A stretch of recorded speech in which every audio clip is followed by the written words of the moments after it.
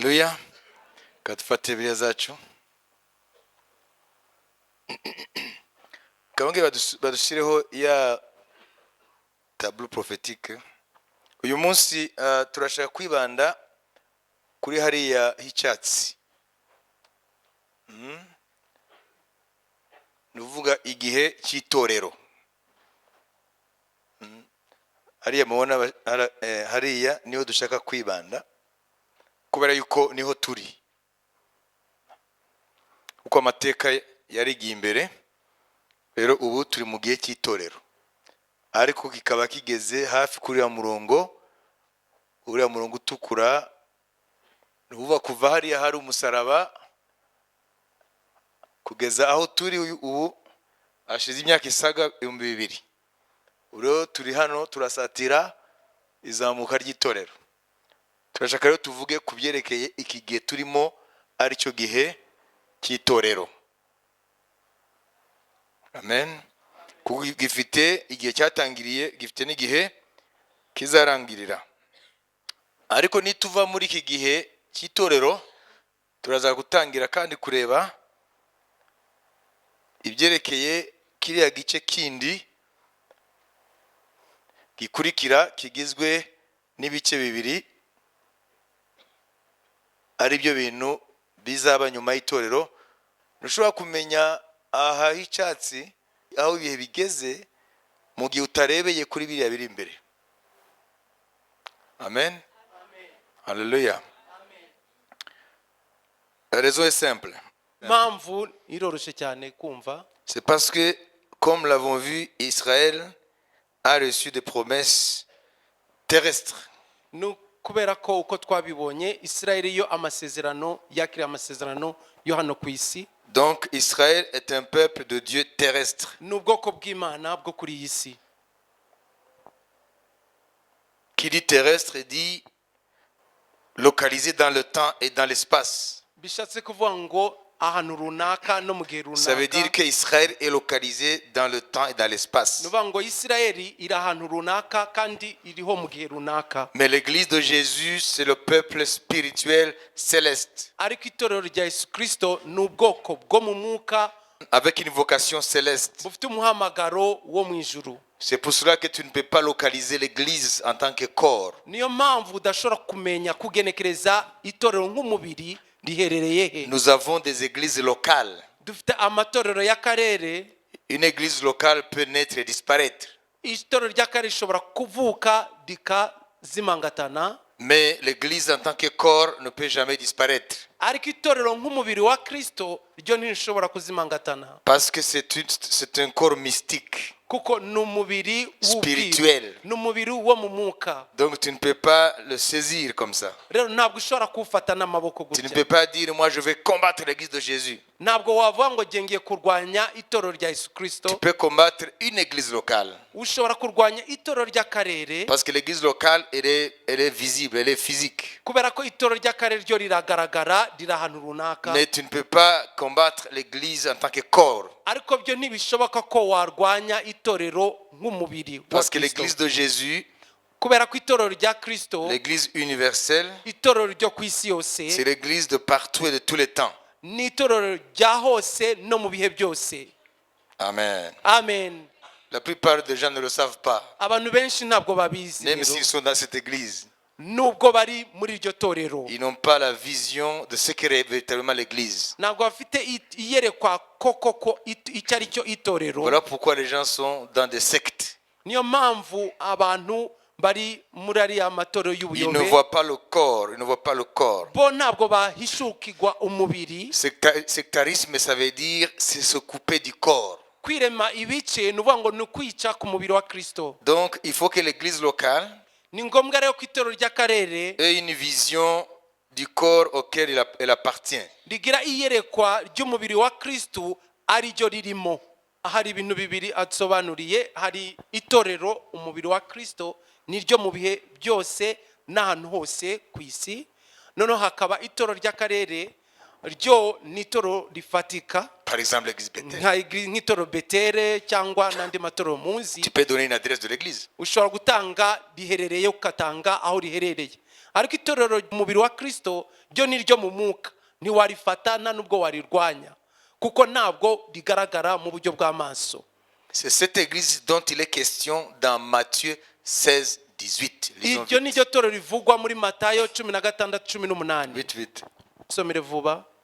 nanjye ndakubwira nti uri Petero, kandi nzubaka itorero ryanjye kuri urwo rutare, kandi amarembo y'ikuzimu ntazarishobora. Amen. Amen. Tu es Céphas. Uri Kefa Sur Céphas, kuri urwo en rutare. français, Céphas, ça veut dire rocher. Mu gifaransa Kefa nuvuga ngo ni urutare. En grec, Mu rocher. Kigiriki- mu Kigiriki bisobanura urutare. Donc tu es le rocher. Uri igitare, Et sur ce rocher, kandi kuri urwo rutare je bâtirai mon église. nzubakaho itorero Et les ryanjye, portes du séjour des morts n'amarembo y'ikuzimu ne prévaudront point contre elle. ntazarishobora. Voyez? Amen. Donc en français on dit pierre, tu es pierre, ça veut dire rocher. Mu En fait, ce gifaransa n'est pas une bakoresha simple pierre, c'est un rocher. ntabwo ari ibuye risanzwe ahubwo ni igitare, Parce que la Bible parle de Jésus en tant que le rocher des siècles. kubera ko Bibiliya ivuga kuri Yesu nk'urutare rw'ibihe. C'est Jésus qui est le rocher. Yesu niwe gitare cyangwa niwe rutare. Jésus, c'est la confession que Dieu a donnée à Pierre. Yesu niwe kuriya kwatura Imana data yahaye Petero. Qu'est-ce que les gens disent que je suis moi? Abantu hanze baravuga ndinde jewe, Et vous? hanyuma mwe muvuga Et ndinde. directement, Simon dit, Ako kanya Simone ahita aravuga, Simon Pierre dit, tu es le Christ et le Fils du Dieu vivant. aravuga ngo uri Kristo umwana w'Imana nzima. Et Jésus dit, tu es heureux, Simon, fils de Jonas. Yesu ahita aramusubiza ngo urahiriwe Simoni mwene Yona, Car ce ne sont pas la chair et le sang qui t'ont révélé cela, mais c'est mon Père qui est dans les cieux. kuko ntabwo ari inyama n'amaraso byabikuhishuriye, ahubwo ni data uri mu ijuru. Et moi, je te dis que tu es Pierre, Nanjye ndakubwira ngo uri Petero, Céphas. uri Kefa, Et que sur cette pierre, kuri urwo rutare je bâtirai mon église. nzubakaho itorero ryanjye. Ce n'est pas une dénomination quelconque. Ntabwo ari idini runaka, Et que les portes du séjour des morts ne prévaudront point contre elle. kandi n'amarembo y'ikuzimu ntabwo azarishobora. Ça, c'est l'église en tant que corps Aha ikivugwa ni itorero nk'umubiri wa Kristo qui est universel riri hose de tous les temps. no mu bihe byose. Et dans cette église en tant que corps, Muri iryo torero nk'umubiri wa Kristo il y en a qui sont encore en vie, hari abakiriho, abakiri il y en bazima, a qui sont morts en Christ ou qui dorment. hari n'abasinziriye muri Kristo, Ça veut dire tels que les Jean, nk'aba Yohana, les Paul, ba Pawulo, les Pierre. ba Petero, Et aussi, ils font partie de cette église. nabo bari muri iryo torero rivugwa hano. Vous avez compris? Mwabyumvise? Donc, ils transcendent le temps et l'espace. Rero iryo torero rirenga ibihe n'ahantu runaka. Donc, les églises locales, Amatorero y'akarere, si ce ne sont pas des sectes, mu gihe atari amatora atari mu buyobe, alors ces églises font partie de ce corps. ayo matorero rero y'akarere aba ari mu mubiri wa Kristo. Alors, quand Dieu regarde l'église, Rero Imana yitegereje itorero, malgré les différentes ramifications du courant évangélique, utitaye uko yigabanije mu bice binyuranye, par exemple dans le protestantisme, il y a beaucoup de courants. nko mu baprotestanti hari ibice binyuranye muri uwo mwuka wa protestanti. Donc, vous voyez, la chrétienté a beaucoup de branches. Murabizi abakristo bafite uburyo bwinshi bunyuranye, Ubukristo. ubukristo bunyuranye. Il y a catholiques, il y a les protestants. Hari abakatolika, hari Parmi les abaprotestanti, protestants, il y a des baptistes, mu baprotestanti hari ababatiste, méthodistes, hari abametodiste, il y a des charismatiques, hari abakarismatike, il y a beaucoup. benshi ni byinshi. Mais malgré tout ce mosaïque de dénominations, Ariko hamwe n'ubwo rusobe rw'ayo matorero anyuranye, Dieu voit une seule église. Imana yo ibona itorero rimwe. C'est celle-ci dont il est question ici. Niryo rero rimo kuvugwa hano muri iki gice dusomye. les portes de l'enfer, ça veut dire les puissances de Satan, amarembo y'ikuzimu arizo mbaraga za satani ne peuvent jamais triompher ntabwo zibasha na gato kunesha face à cette église. imbere y'iryo torero. C'est une église invincible. Ni itorero ritaneshwa. Une église locale peut disparaître Itorero ry'akarere ryo rishobora kuzimangatana pour des raisons XY.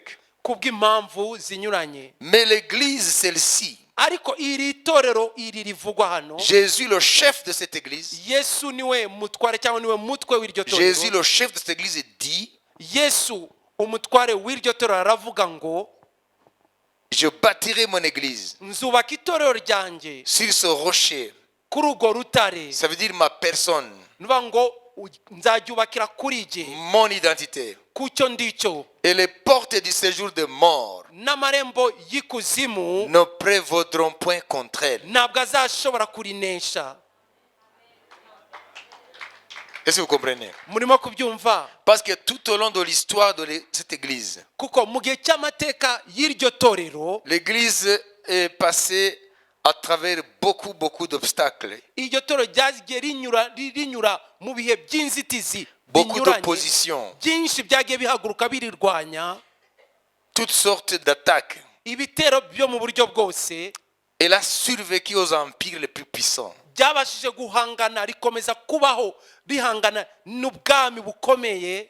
Rome a persécuté cette église, Roma yatoteje iryo torero, mais l'empire romain est passé, ariko ubwami bw'abaroma bwo bwaraguye burasenyuka, même si nous sommes encore sous l'esprit de l'empire romain, nubwo tukiri munsi y'ubutware bw'umwuka w'abaroma prophétiquement. mu buryo bw'ubuhanuzi. Mais Rome, en tant que le 4e empire, là, Ariko Roma nka bwa bwami bwa kane dans la prophétie de Daniel, mu buhanuzi bwa Daniyeli, Rome qui a supplanté à l'empire grec. Roma yaje kunesha ubwami bw'abagiriki. Alors cet empire romain, il est passé. Ubwo bwami rero bw'abaroma bwo bwamaze Mais gusenyuka, l'église qu'il a persécutée existe encore. ariko itorero ubwo bwami bwatoteje ryo riracyahari.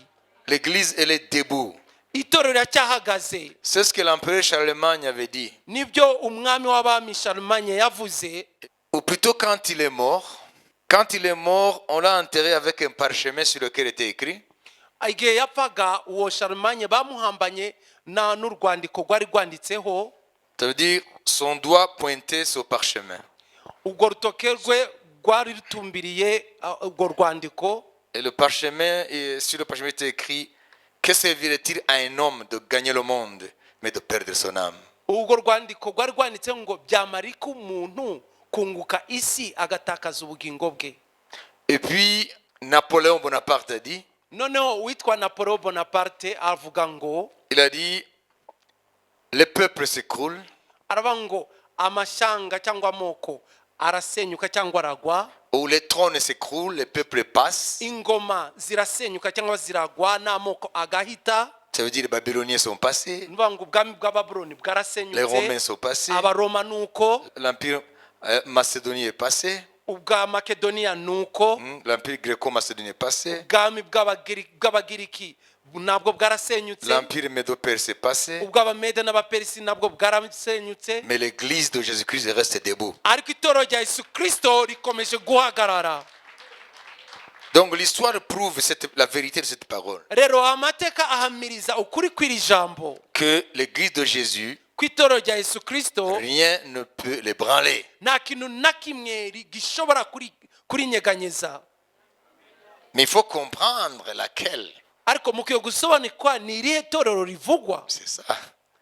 Nuko Si vous comprenez. murimo kubyumva? Vous voyez la différence? Mwumvise itandukaniro hagati y'iryo torero? Parce que les gens peuvent se mettre ensemble et puis démarrer une église. Kuko abantu bashobora kwihuriza hamwe ngo batangije itorero. Mais ce n'est pas de cette église-là. Ntabwo ari iryo torero ndimo kuvuga. Elle peut disparaître. Iryo ryo rishobora kuzimangatana. Mais je parle de cette église, Ariko ndimo kuvuga iri torero twasomye hano muri le iki corps gice. mystique de Jésus, Umubiri wa Kristo mu buryo bw'ubwiru, mu buryo bwo mu mwuka. ne peut jamais être ébranlé. Iryo ntabwo rishobora kunyeganyezwa. Vous voyez, même les monarques de ce monde témoignent de cette vérité. Murabibona n'abami b'iyi si barahamiriza uku kuri. Jésus, Yesu Kristo son église est bâtie sur le roc. itorero rye ryubakitse ku rutare. Alléluia. Amen. Les trônes s'écroulent. Ingoma zirasenyuka ziragwa, les peuples passent, amoko agatambuka, les institutions s'effacent. inzego z'imiyoborere z'isi zigasenyuka Mais zikazimangatana, l'église de Jésus-Christ reste debout. ariko itorero rya Yesu Kristo rikomeza rihagaze, Et elle le restera kandi rizakomeza uko nguko jusqu'à la fin des temps. kugeza ku iherezo ry'ibihe, Jusqu'à ce que Jésus vienne enlever l'église. kugeza igihe Yesu azaza gutwara itorero. Voilà, donc sur le calendrier prophétique, Rero kuri kiriya kirangagihe cy'ubuhanuzi, l'âge de l'église a commencé avec la naissance de l'église le jour de la Pentecôte. igihe cy'itorero cyatangiranye n'igihe itorero ryavuka ku munsi wa Pentekoti.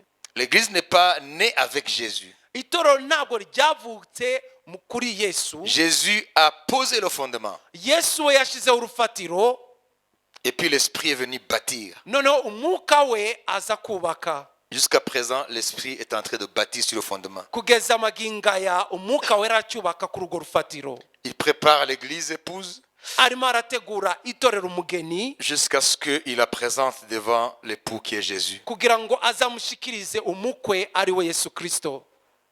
Amen. Amen. Alors, qu'est-ce qui nous dit que le voyage de l'église, si je puis dire ainsi, touche à sa fin? Ni iki kitubwira ko urugendo rw'itorero mbashe kuvuga uko kuriho kuragera ku musozo? C'est en comprenant ce qui se passera juste après son enlèvement. Ni mu gusobanukirwa ibizahita biba itorero rimaze kuzamuka. Parce que Israël, dans sa prophétie, Kubera ko Isirayeli ku buhanuzi buyireba, nous avons vu que les 69 semaines se sont déjà accomplies. twabonye ko bya byumweru 69 byo byarangije kurangira. Le Messie est venu Mesiya yaraje au terme de 69 semaines. ku musozo w'ibyumweru 69. Il est mort à la croix. Apfa ku musaraba, Il est ressuscité. arazuka, Il est remonté au ciel. azamuka mu ijuru. Et l'église a commencé. Itorero noneho riratangira. Israël a été comme mis de côté. Isirayeli isa nk'ishyizwe ku ruhande, Mais Dieu n'a pas abandonné définitivement son peuple. ariko Imana ntabwo yaretse burundu ubwoko bwayo.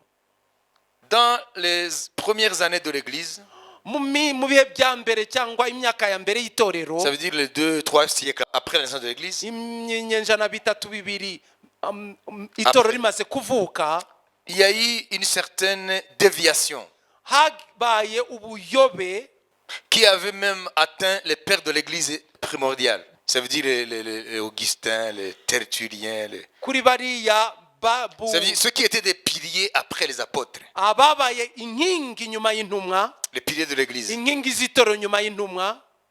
Cette hérésie, Ubwo buyobe, cette déviation, uko kuyoba, cette confusion, uko kuvangirwa, c'est d'avoir définitivement effacé Israël dans la parole de Dieu et le remplacer par l'église. nuko baravanye burundu Isirayeli mu ijambo ry'Imana bakayisimbuza n'itorero.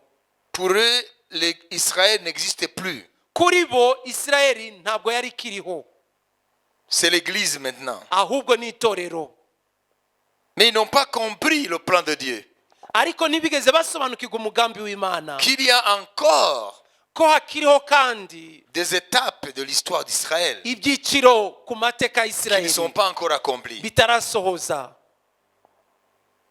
Donc les docteurs, Rero abigisha b'ijambo les commentateurs de la Bible, cyangwa abagiye bavuga kuri Bibiliya, les théologiens de cette époque-là, abateolojiya b'icyo gihe, ils ont pris l'église comme l'Israël moderne bafashe itorero ou le nouvel Israël. nka Isirayeli nshya.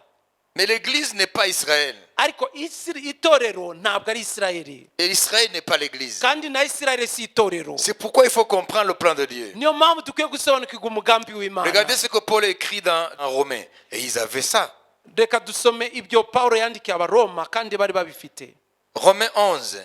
Abaroma igice cya 11. Nous lisons le premier verset Dusome umurongo wa mbere, et nous sautons au 12e verset. duhite dusimbukira ku wa 12. nuko ndabaza nti mbese Imana yaciye ubwoko bwayo?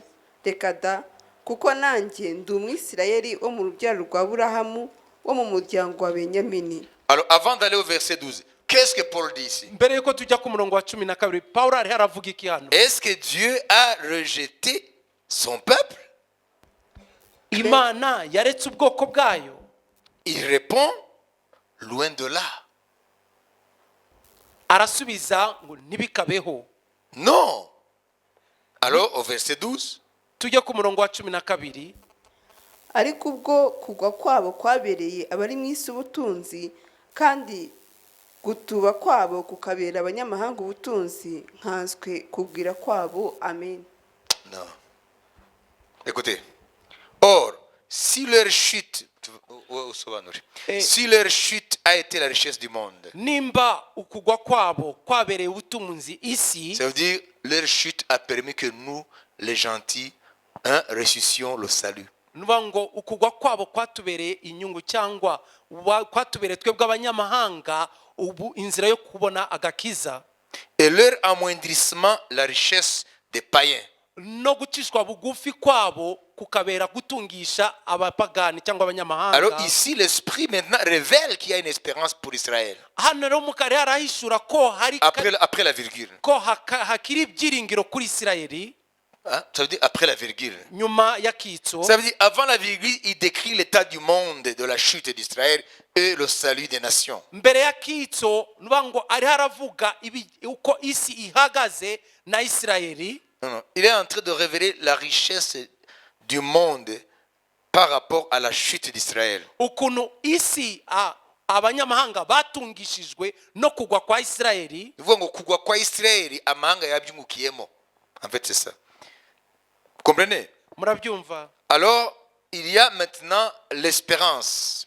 Noneho hari ibyiringiro. Combien plus en sera-t-il ainsi quand ils se convertiront tous? Bizarushirizaho kuba uko igihe bazahindukira bose.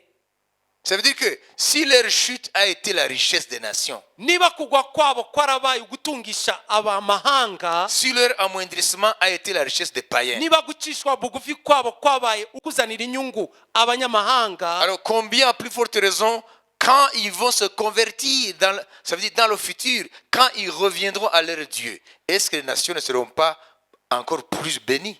birushirizaho kuba byiza gute igihe abayisirayeli bazagarukira Imana, ko bizahesha umugisha abanyamahanga mu buryo busumbyeho. Vous voyez? Murabibona? Il est en train de révéler Arimo arahishura que le fait qu'il y a l'église aujourd'hui, kuba itorero rihari uyu munsi, je dis à l'époque où Israël n'était plus en Palestine, mu gihe Isirayeli itari mu gihugu cya Palestiniya, ok? sibyo? Après la destruction de Jérusalem et du deuxième temple, Nyuma yo gusenywa kwa Yerusalemu n'aya ngoro ya kabiri, à partir de l'année 70, uhereye mu myaka ya za 70, où les Juifs ont été chassés de leur terre, encore une fois, igihe abayahudi birukanwa ku butaka bwabo kandi indi nshuro, et qu'ils ont commencé à errer à travers les nations pendant 2 millénaires, bagatangira kuzerera mu mahanga yose mu binyagihumbi bibiri, jusqu'à essayer difficilement de s'intégrer dans les nations, kugeza igihe bashakije mu buryo buruhije kwinjira mu banyamahanga, changer même leur nom, no guhindura amazina yabo, inventer d'autres généalogies, no guhindura ibisekuruza byabo, afin de pouvoir survivre. kugira bashobore gukomeza kubaho. Alors à cette époque-là, Rero icyo gihe l'homme qui n'a pas la révélation biblique, umuntu adarafite ishukirwa kuri Bibiliya, il penserait comme ses pères de l'église, yagatekereje de l'église primordiale, nk'aba bo mu itorero rya mbere, ou les théologiens qui se sont succédés tout au long du Moyen-Âge. ko abateolojiya bagiye basimburana muri icyo gihe cyose. Ça veut dire ils ont été saisis par cette erreur Nuvuga ngo bafashwe n'ubwo buyobe bose, que Israël est banni définitivement. ko Isirayeli yaretswe burundu, Que c'est l'église maintenant ahubwo ko ari itorero ubu ngubu, qu'il faut prendre toutes les promesses qui restaient pour Israël. ko umuntu agomba gufata amasezerano yose ya Isirayeli akayitirira itorero. Alors, même s'ils ont pensé à cela, None nubwo batekereje uko nguko, mais la vérité est que ukuri nuko Dieu n'a pas rejeté définitivement son peuple. Imana ntabwo yaretse burundu ubwoko bwayo. Parce que ces écrits étaient là. kubera ko ibyanditswe byayo byari bihari Dans l'Ancien Testament, mu isezerano rya kera. ils ont commencé à enseigner la Bible, expliquer les Écritures d'une façon allégorique. Batangiye kwigisha bibiliya no kuyisobanura mu buryo bw'ikigereranyo Pour éviter partout où les Écritures pointaient Israël en tant que peuple de Dieu. kugira ngo birinde ahantu hose imana yatunga isirayeli nk'ubwoko bwayo. Par exemple, lorsqu'ils lisaient Urugero nk'igihe aho basomaga à la suite des temps, ibihe bizakurikira, vers la fin des temps, mu gihe cy'iherezo, mu bihe bizaza, je ramènerai Israël nzagarura isirayeli des quatre coins de la terre nyivana mu mpande enye z'isi sur cette terre de leur père. kuri ubutaka bw'abasokuruza babo. Ça, c'était incontournable. Ibyo ntaho bari kubica, Alors, ils ont commencé à interpréter ça d'une façon allégorique ahubwo batangiye kubisobanura mu buryo bw'ikigereranyo pour attribuer cela à l'Église. kugira ngo babone uburyo babyitirira itorero. Vous comprenez? Murimo kubyumva? Et cela a plongé l'Église dans la confusion, Ubwo rero ibyo byinjije itorero mu kuvangirwa, dans le mensonge, mu kinyoma, jusqu'à ce que l'Église traverse des temps difficiles. kugeza aho itorero rinyura mu bihe bigoye biruhije. Tout le Moyen-Âge, Igihe cyose ça veut dire à partir du 5e siècle après Jésus jusqu'au 15e siècle. guhera mu kinyejana cya gatanu nyuma ya Yesu Kristo kugeza mu kinyejana cya 15 cyose, Ça fait 1000 ans. n'imyaka igihumbi. Les théologiens appellent cette période Abateolojiya bita icyo gihe Christ dormait dans la barque. Yesu asinziriye mu bwato. Ça veut dire quoi? Bivuga iki? Ça veut dire que Jésus était présent dans le monde, Nuvuga ngo Yesu yarahari mu isi mais Jésus ne se manifestait pas ariko ntabwo yigaragaza pendant les 1000 ans. iyo myaka igihumbi yose. Et la métaphore vient d'où? Iyo mvugo ngereranyo ituruka mu ijambo riri muri Bibiliya, igihe Yesu yarari kumwe n'intumwa bariho barambuka inyanja ya Galilaya, noneho Yesu yararutse asinzire mu bwato. Ubwo intumwa, ubwato bukwitwa n'umuhengeri, intumwa zigize ubuzibona ubwato bugiye kwika, noneho Yesu asinziriye baramukangura baramubwira ngo mwami tugiye gushira, kanguka udutabare. Ubwo Yesu arakanguka ahagarika umuyaga. Ça veut dire que lorsqu'il luttait contre les éléments, Nuvuga ngo igihe bariho bararwana n'ubwato n'imiyaga, ça veut dire les vents, les tempêtes. imiyaga yakubitaga ubwo bwato, Est-ce que Jésus n'était pas dans la barque? ndabaza Yesu ntabwo ari mu bwato se? Est-ce qu'il ne le voyait pas comment il galérait? Ntiyababonaga ukuntu bariho bararwana n'imiyaga? Mais il semblait ne rien faire. Ariko nta kintu na kimwe yari harabikoraho, N'est-ce pas? sibyo se? Alors, cette période du Moyen-Âge, Rero icyo gihe kiri hagati y'ikinyejana cya gatanu à cause de la déviation qui avait commencé même avant, kubera ubuyobe bwari bwaranatangiye na mbere, à ce moment-là, icyo gihe même si Jésus est dans l'église, nubwo Yesu yari mu itorero, c'était comme s'il n'était pas éveillé, il dormait, c'est comme s'il n'était pas présent. ni nkaho yari asinziriye, ni nkaho atarahari. Vous comprenez? Murabyumva? Et c'est avec la réforme, Kandi ni hamwe yo kuzana impinduka à partir du 16e siècle, uhereye mu kinyejana cya 16 avec les Luther, hamwe na ba Luteri avec les autres qui ont suivi les Jean Calvin, n'abandi baje nyuma ye ba Calvin, avec ce qui s'appelle les Zwingli n'abitwa ba Zwingli et d'autres n'abandi qu'on appelle les revivalistes. abazanye ububyutse, C'est par eux que Dieu nibinyuze muri bo a Imana encore manifesté sa gloire. yongeye kugarura ikagaragaza ubwiza bwayo. C'est comme si Jésus maintenant se réveillait de la barque. Ni nkaho Dans la Yesu barque. yongeye gukanguka mu bwato. Donc la barque ici, c'est l'église. Ubu bwato buvugwa hano rero ni itorero. Jésus était dans l'église, Yesu yari mu itorero mais il ne faisait rien. ariko ntacyo arimo Parce que gukora, la vérité était confisquée par Satan. kubera ko ukuri kwari kwahishwe na Satani. Vous comprenez? Murabyumva? C'est après le 15e siècle Ni nyuma y'ikinyejana cya 15 que l'œuvre de Jésus umurimo wa Yesu Kristo a de nouveau commencé à se manifester. wongeye kongera kwigaragaza. Et la première chose, c'était le retour à la parole. ikintu cya mbere cyatangiye ni ukugaruka ku ijambo. Amen. Amen. Alléluia. Amen. Et quand l'église petit à petit est revenue à la parole, igihe itorero ryongeye kugaruka buhoro buhoro ku ijambo, après l'église a découvert l'esprit, nyuma itorero ryongera kumenya iby'umwuka a wera, reçu la révélation de la personne de l'esprit. ryongera kwakira ishukirwa ku mwuka wera. Et en recevant la révélation de l'esprit, Mu kwakira ishukirwa ku mwuka wera, l'église a compris que même l'esprit a des dons.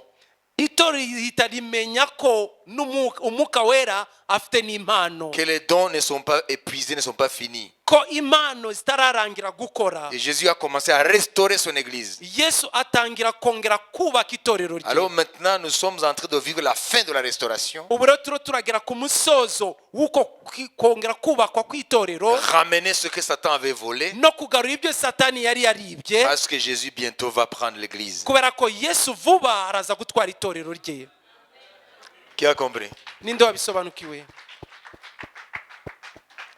Voilà, donc, Rero nous voulons maintenant turashaka noneho entrer dans la prophétie qui parle de la semaine prophétique qui reste parmi les 70 semaines. turashaka kwinjira mu buhanuzi buvuga kuri kiriya cyumweru cya nyuma Des 70 semaines. cyo muri biriya byumweru 70, Parce que les 69 c'est déjà accompli. kubera biriya 69 byo byararangije gusohora. Pourquoi je dis tout ça? Kubera ko navuze ibyo byose, C'est pour vous dire que ni ukugira ngo mbabwire ko cette semaine, kiriya cyumweru elle n'est pas donnée à l'église. ntabwo cyahawe itorero, Parce que l'ange Gabriel a dit à Daniel, kubera ko marayika Gabriel yabwiye Daniyeli 70 semaines ont été fixées sur ton peuple ibyo 70 byashyiriweho ubwoko bwawe et ta ville sainte. n'umurwa wera. Et dans la ville, Kandi mu murwa le lieu saint, ça veut dire le temple aussi. hari ahera, nuvuga ngo ingoro. Vous voyez? Murabyumva? Donc ce sont les 70 semaines prophétiques qui parlent de l'histoire prophétique d'Israël, de Jérusalem et du temple. ni ibyumweru 70 by'ubuhanuzi bivuga ku mateka ya Isirayeli, umurwa n'ingoro. Non, non, l'histoire prophétique. Amateka ya Isirayeli mu buryo bw'ubuhanuzi akavuga kuri Isirayeli, ku murwa n'ingoro. Ça veut dire quand je parle de l'histoire prophétique, ça veut dire c'est l'histoire que Dieu révèle anticipativement. Iyo mvuze amateka mu buryo bw'ubuhanuzi, ni amateka Imana ivuga mbere y'uko ibintu biba. Pour Israël. Ivuga kuri Isirayeli mbere y'uko inyura Alors, muri ibyo. parce que Israël, Dieu nous l'a donné comme notre horloge. Kubera ko Imana yaduhaye Isirayeli nk'isaha tukwiye kureberaho. Si tu perds l'horloge, tu perds la notion du temps. Iyo utakaje isaha ntumenya ibihe. En ne connaissant pas l'histoire d'Israël, Mu kutamenya amateka ya Isirayeli, qu'elle soit passée, présente, à venir, yaba yatambutse aya none n'ayazaza, ça prive beaucoup d'enfants de Dieu la connaissance des temps. bibuza Les enfants de Dieu. abana b'Imana ubumenyi bwinshi, Non, non, la connaissance des temps. ukumenya ibihe by'Imana. Est-ce que vous avez compris? Mwabyumvise? Hein? Parce qu'il y en a qui disent, hein, moi je lis ma Bible, je suis chrétien, je pique par-ci par-là un verset du jour. Kuko hari abavuga ngo ngiye mfite Bibiliya yanjye, ndasoma Bibiliya yanjye, ndafata umurongo hano ku munsi. Hein? Mais qu'est-ce que j'ai à faire avec Israël? Ariko Imana, Qu'est-ce que j'ai à faire avec Israël? murihe na Isirayeli jewe? Parce que les gens sont dans l'ignorance. Kubera ko abantu bari mu bujiji. Vous comprenez, Ariko mwebwe mubyumve, il n'y a pas d'autre horloge nta yindi saha ihari sur lequel consulter les temps. iyo dukwiye kureberaho C'est ibihe Israël. ni Isirayeli.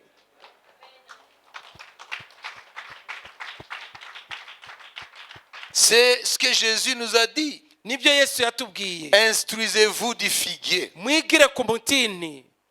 Le figuier, prophétiquement, c'est Israël. Umutini mu buryo bw'ubuhanuzi umenyekanisha Isirayeli. Alors, le premier siècle, Israël était chassé de son pays. Ibinyenjana rero bya mbere Isirayeli yirukanywe mu gihugu cyayo, Et les gens qui n'avaient pas la prophétie ou la révélation, ils ont effacé complètement Israël du plan de Dieu. rero abantu bari batafite ubuhanuzi cyangwa ishukigwa, bo basibye Isirayeli mu mugambi w'Imana. Et ils croyaient que c'est ça. kandi bo bizeraga ko ariko biri Ils croyaient que ils ont raison. bizera ko bari mu kuri Ce peuple a commis le déicide. kubwo bwoko bw'ishe Imana Oui. Donc on les condamnait de déicide. nuba ngo babaciraho iteka ryo kwica Imana. L'église catholique les a persécutés parce qu'ils ont tué Dieu. Itorero Katolika Romani yarabatoteje kuko bishe Imana Tout au long de l'histoire européenne. mu gihe cy'amateka yose ya biriya bihugu byo mu burengerazuba. Les Juifs en Europe. Abayahudi mu bihugu by'Uburayi Ils étaient pourchassés comme des gens qui ont tué Dieu. bahigwaga bukware nk'abantu bishe Imana. Ils ont commis le déicide. bakoze icyaha cyo kwica Imana.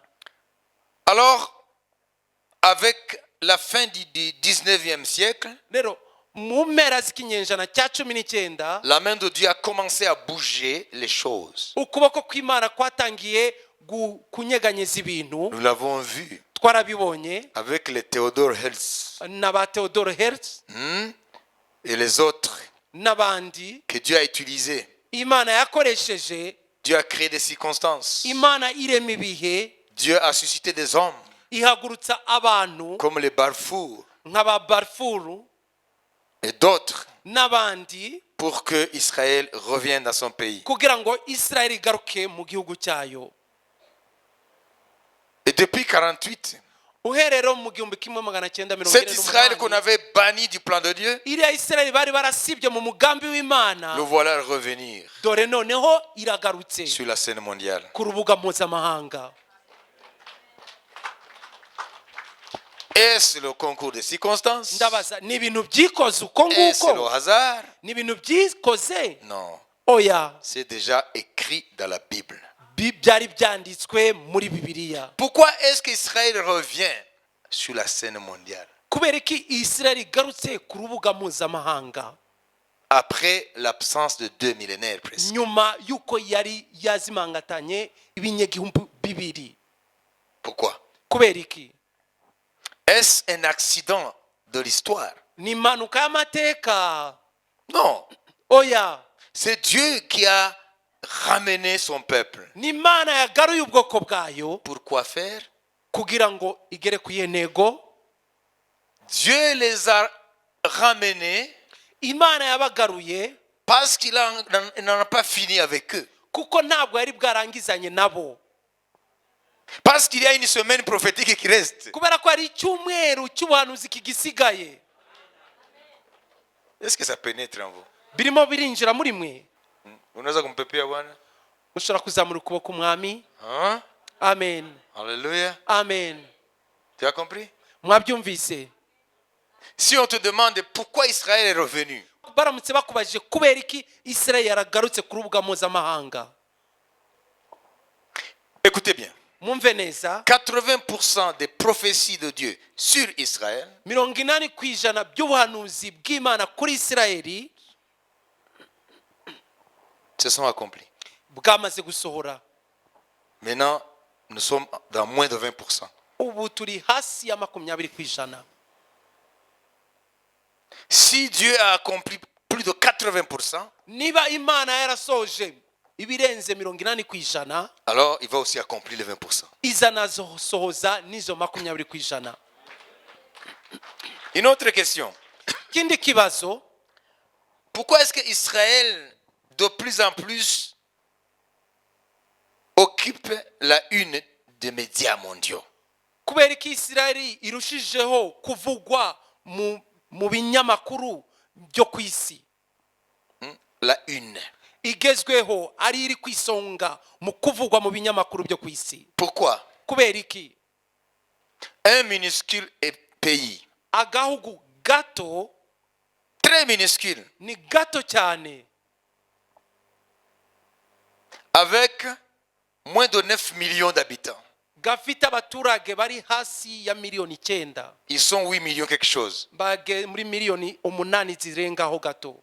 Mais ils occupent la une des médias du monde. Ariko nibo bari kwisonga mu bavugwa. Ce pays occupe la une des médias. Icyo gihugu nicyo kivugwa kiri kwisonga mu bivugwa mu binyamakuru byo ku isi. Il y a 19-20 siècles, on n'en parlait plus. Hari binyenjana 19 20 itavugwaga. Pourquoi aujourd'hui? Kubera ko uyu munsi noneho, Pourquoi quand on parle d'Israël au sein des Nations Unies, kubera ko iyo bavuze Isirayeli mu rubuga mpuzamahanga, le monde diplomatique est en ébullition, abayobora isi bamera nk'abantu bahungabanye, branché sur une prise d'électricité? bamera nk'abantu bacometswe ku mashanyarazi. Pourquoi? Kubera iki?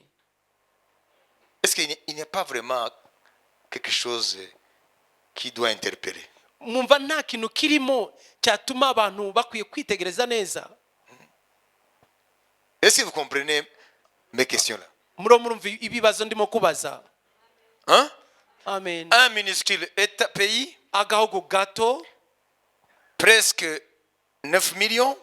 gafite abaturage benda kugera muri miliyoni Les 9. statistiques de l'an passé Imibare y'umwaka ushize nous disent que en Israël, maintenant, ils atteignent 8 millions et quelques 500 000 itubwira ko au niveau de la démographie. muri Isirayeli bageze ku baturage miliyoni 8 zirengaho 500 gutyo.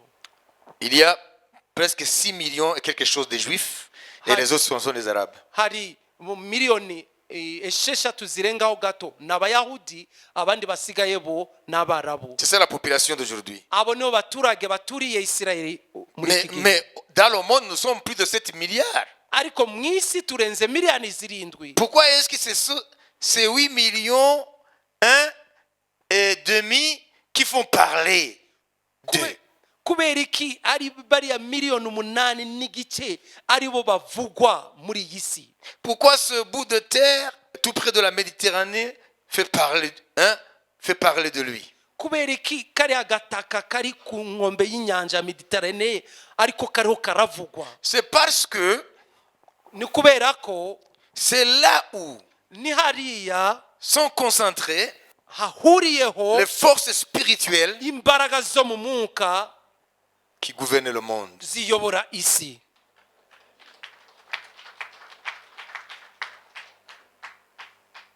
Et plus le Messie est à la porte, Uko Mesiya arushijeho kuba ku rugi, plus le monde s'approche au retour de Jésus, uko isi irushaho gusatira okugaruka kwa Yesu, plus la pression va monter sur Israël.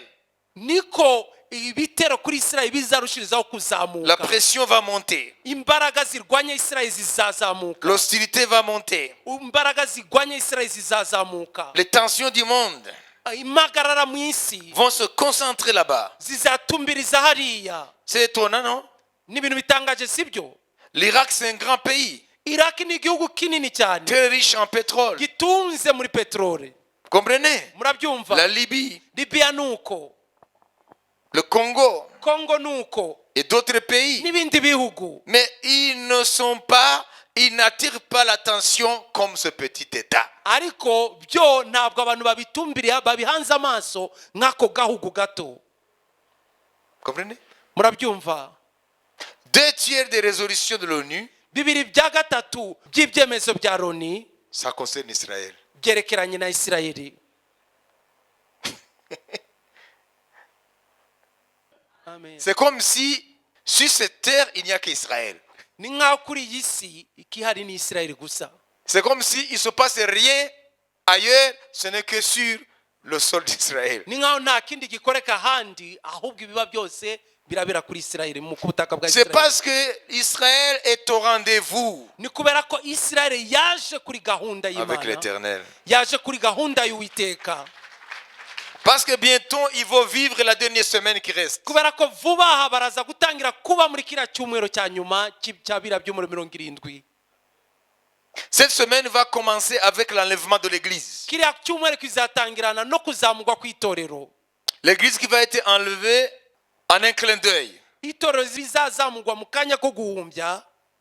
Et quand l'église va être absente sur la terre, Igihe rero itorero rizavanwa mu isi, alors Dieu va ouvrir ce chapitre qui reste. Imana izahita ikingura rero iki gice cyari gisigaye. Vous savez, le chapitre de la dernière semaine. Kiriya gice kikerekeranye n'icyumweru cya nyuma. L'enlèvement de l'église. Kuzamurwa kw'itorero La fin de l'espace vert là. ni umusozo wa kiriya gice gisa n'icyatsi. Cet espace vert là, hariya hasa n'icyatsi mubona, vous voyez l'espace vert là-bas. murabona hariya hasa n'icyatsi, Cet espace vert va finir avec l'enlèvement de l'église. kiriya kizarangirana no kuzamurwa kw'itorero. Et ça va commencer maintenant la dernière semaine d'Israël. Noneho niho igice cya nyuma cy'icyumweru cya Isirayeli kizatangira. Pour comprendre ce qui se passera dans cette semaine-là, Kugira ngo musobanukirwe ikizakoreka muri kiriya cyumweru, il faut d'abord comprendre qui seront les acteurs. mukwiye kumenya na mbere ni bande bazaba bari muri uwo mukino.